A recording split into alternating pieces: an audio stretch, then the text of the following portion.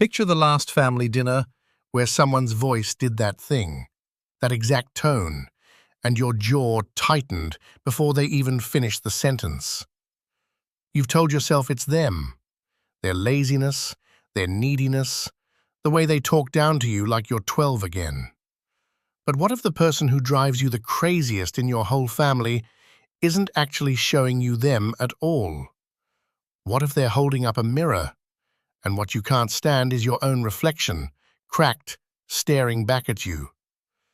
In a few minutes, I'll walk you through the two different ways to hold the same insult, one that crushes you, one that doesn't, and why the exact same sentence from your sister can wreck you on a Tuesday and mean nothing on a Thursday. And by the end, I'll show you what it actually looks like to sit across from that person and stay whole. Not cold, not performing calm, but something quieter, the one real measure of whether you've let it go. But before any of that, start with the person who does this to you fastest. Think of the one. Think of the one. Every family has one. The tone that makes your jaw tighten before the sentence even finishes. The laziness that feels like an insult. The neediness that makes you want to leave the room. Now think of a coworker with the exact same flaw. Same tone, same laziness, same grasping need. You'd roll your eyes, you might even feel sorry for them. But from your brother, from your mother, from that one cousin, the same behavior lands like an emergency. Why does blood turn a minor flaw into a 5-alarm fire? Why can you tolerate a stranger's arrogance for an entire dinner party, but your father's arrogance ruins your whole week? That gap between the size of the offense and the size of your reaction is not random. It's information, and most of us have never once stopped to read it. Here's a lens worth trying on, not as therapy, just as a way of seeing. What irritates you most sharply in another person is often something you've disowned in yourself, a trait you buried, denied, or got shamed out of long before you knew you were doing it. That's not an accusation. It's closer to recognition. Recognition only works because some part of you is already paying attention to your own condition, even the parts you've pushed out of focus. People are, at bottom, intimately aware of their own conditions, even when they can't yet name the origin of them. You feel the echo before you understand the source. That's why your cousin's selfishness doesn't just annoy you, it rings a bell somewhere inside you that you thought you'd taken off the wall. So, if the sting is partly yours, what do you do with it? Here's where an old idea becomes strangely practical. Everything has two handles, one that makes it unbearable, one that makes it bearable. If your brother acts unjustly, you can grab the handle of his injustice, and by that handle, the weight will crush you. Or you can grab the other handle, that he's your brother, that you were raised in the same house, under the same roof, ate at the same worn kitchen table, by the same hands. Same fact, same person, same behavior. But a different grip changes everything you can carry. This isn't about pretending the behavior is fine. It's about realizing you were never actually stuck with only one way to hold it. But here's the part that ties it together. It's not really his tone that disturbs you, it's your opinion about his tone.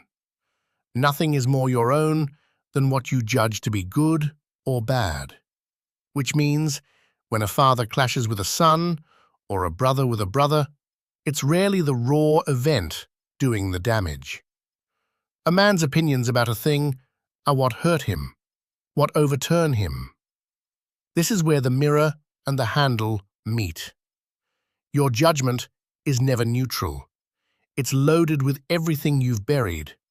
So the exact same sentence from your sister can devastate you on a Tuesday and mean nothing on a Thursday. Because what's live in you keeps changing, even when she doesn't. Now, before this tips into something naive, let's be honest about the limit. Not every difficult relative is a mirror. Some behavior is genuinely corrosive. Manipulation, contempt, cruelty dressed up as concern. And there's a real risk in turning every conflict inward. You start blaming yourself for staying too long in something that was actually hurting you. Your instinct that something is off about a person is not a flaw to be reasoned away.